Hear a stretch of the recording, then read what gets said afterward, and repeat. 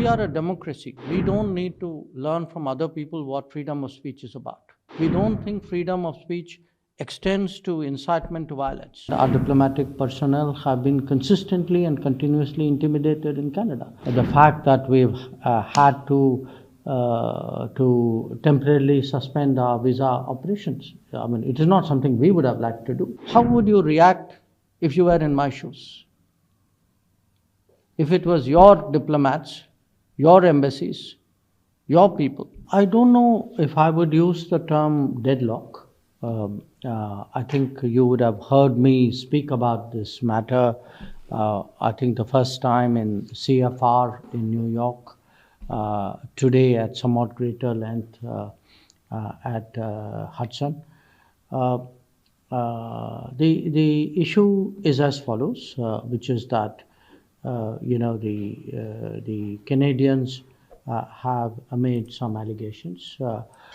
We have pointed out to them that this is not Government of India's policy, but if they are prepared to share with us specifics and anything relevant, we are also open to looking at it. So in that sense, that's where the matter stands.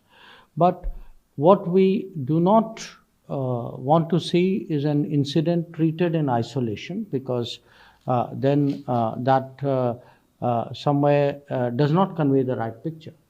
The fact is that we have had an ongoing problem with Canada and the Canadian government for some years now.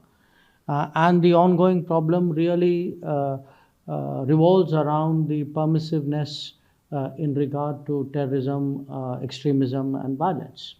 And this permissiveness is also reflected in the fact that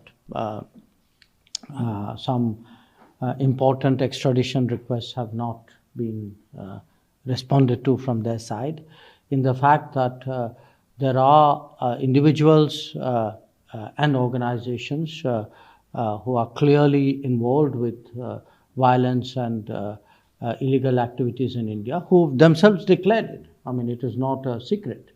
And that they continue to carry on with their activities in Canada.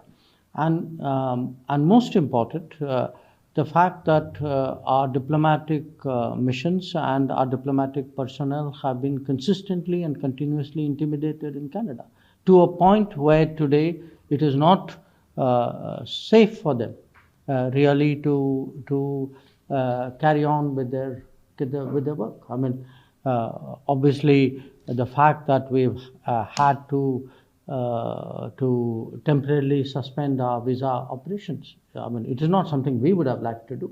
It is just that they have made it very difficult for us to operate those services, because our personnel are today insecure. We are a democracy. We don't need to learn from other people what freedom of speech is about. But we can tell people this: we don't think freedom of speech extends to incitement to violence. That to us is misuse of freedom. It's not a defense of freedom. And I always ask people one question: how would you react if you were in my shoes? If it was your diplomats, your embassies, your people, what would be your reaction?